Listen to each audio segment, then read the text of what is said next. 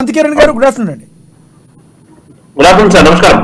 క్రాంతికిరణ్ గారు, మేడిగడ్డ పరిస్థితి, ప్రాజెక్టు పరిస్థితి గురించి మీకు కూడా ప్రజెంట్ తెలుసు సిచ్యువేషను. రాజకీయాలకి అతీతంగా మాట్లాడిస్తున్న సమయం ఇది. మేడిగడ్డ ప్రాజెక్టుకి ఈ దుస్థితి రావడానికి గల ప్రధానమైన కారణం ఏంటి? రానున్న రోజుల్లో మేడిగడ్డ ప్రాజెక్టుని పరిష్కరించాల్సిన బాధ్యత రాష్ట్ర ప్రభుత్వం మీద ఉందంటారా? దీనికి గల పరిష్కార మార్గానికి మీ తోడ్పాటు ఏ విధంగా ఉండబోతుంది? సార్, ప్రాథమికంగా ఈ విషయం గురించి మాట్లాడితే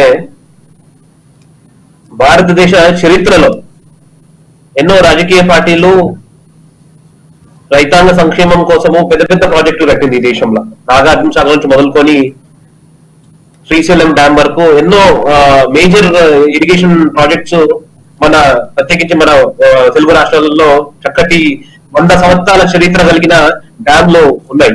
ఇంకా రవ్వంతా కూడా చెక్కు చెదరకుండా అవి ఇంకా ప్రజలకు ఉపయోగపడేటట్టు నిలబడి ఉన్నాయి. ఇంకా ఒక 1000 సంవత్సరాల వరకు కూడా దానికి లైఫ్ ఉన్నట్టు కనబడుతుంటాయి.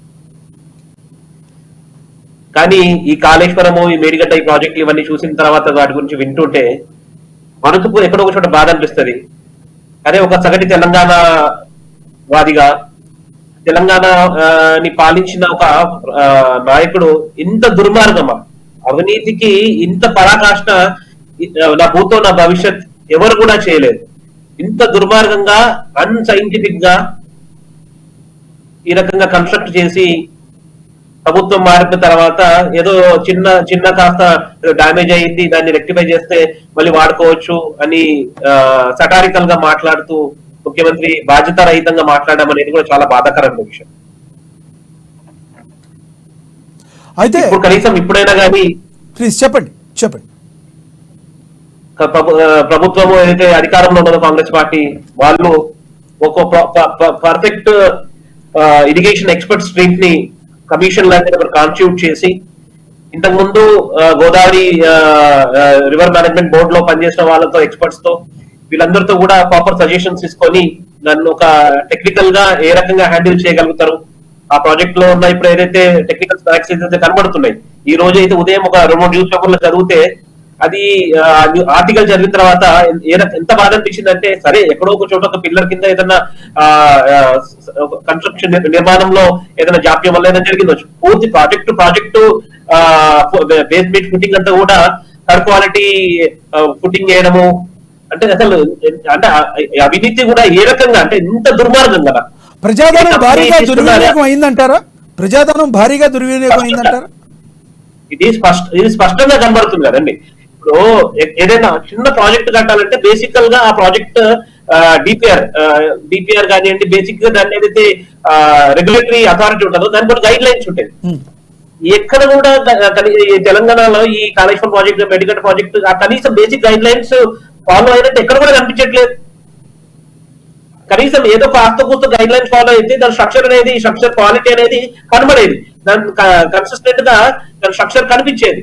కానీ స్పష్టంగా ఈ ఎవరైతే ఆ ఇంజనీరింగ్ ఎక్స్పర్ట్స్ ఎవరైతే ఆ కాంట్రాక్టర్లు ఉన్నారో వాళ్ళు కూడా ఇంత దుర్మార్గంగా, అరే కనీసం వాడు చేసే వృత్తికి న్యాయం చేయాలి. ఎక్కడో ఒక చోట నేను డబ్బు ఇంత అవినీతి ప్రభుత్వం ప్రజా సంక్షేమం కడుతున్న ప్రాజెక్ట్ ఇది, దీనికి నా వంతు బాధ్యత అని నేను ఒక ఇంజనీర్ ని వాట్ సెల్ఫ్ కాన్షియస్ కూడా ఒప్పుకోకుండా చేయడం అనేది ఇంత దుర్మార్గం అండి.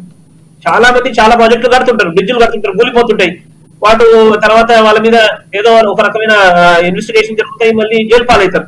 కానీ ఇది ఈ మేడిగడ్డ ప్రాజెక్ట్ ఎవరైతే కట్టినరో వాళ్ళు సెల్ఫ్ ఇంట్రాస్పెక్ట్ చేసుకోవాలి. అరే నేను ఇంజనీరింగ్ స్టూడెంట్ ని, నేను ఇంజనీరింగ్ ఎక్స్పర్ట్ ని, నేను కట్టిన ప్రాజెక్ట్ ఈ రకంగా అవుతుంది అంటే షేమ్ ఆన్ హిమ్సెల్ఫ్. ఆ ఇన్స్టిట్యూషన్ ఎవరైతే కట్టినరో, ఆ ఫర్మ్ ఎవరైతే కట్టిరు కదా, they should be black listed permanently pan India. Okay Kranthikiran గారు, జరిగింది. ఇప్పుడు కేంద్ర ప్రభుత్వం నుంచి ఏమన్నా సహాయ సహకారాలు ఇప్పుడున్న ప్రజెంట్ రాష్ట్ర ప్రభుత్వానికి అందే అవకాశం ఉందా మేడిగడ్డ విషయంలో? నా అభిప్రాయంలో అట్లీస్ట్ కరెక్టివ్ మెజర్స్ ఇప్పుడన్నా తీసుకొని నేషనల్ ఏదైతే డ్యామ్ సేఫ్టీ అథారిటీ ఉంటుందో వాళ్ళ ఒక గైడ్ లైన్స్ ప్రకారం ప్రాపర్ కమిటీ కాన్స్టిట్యూట్ చేసి experts committee, it should be purely experts committee, not political intervention committee. It should be purely experts కమిటీతో కాన్స్టిట్యూట్ చేసి సెంట్రల్ గవర్నమెంట్ ముందు ఒక ప్రాపర్ డిపిఆర్ పెట్టి దాన్ని డూయబుల్ మోడల్ లో గవర్నమెంట్ కి ఎక్స్ప్లెయిన్ చేసి, I hope government of India కూడా దాన్ని అమికబుల్ గా దాన్ని రిసీవ్ చేసుకొని తగు రీతిలో ఫైనాన్షియల్ గా అసిస్టెంట్ చేస్తుందని నా అభిప్రాయం. ఓకే.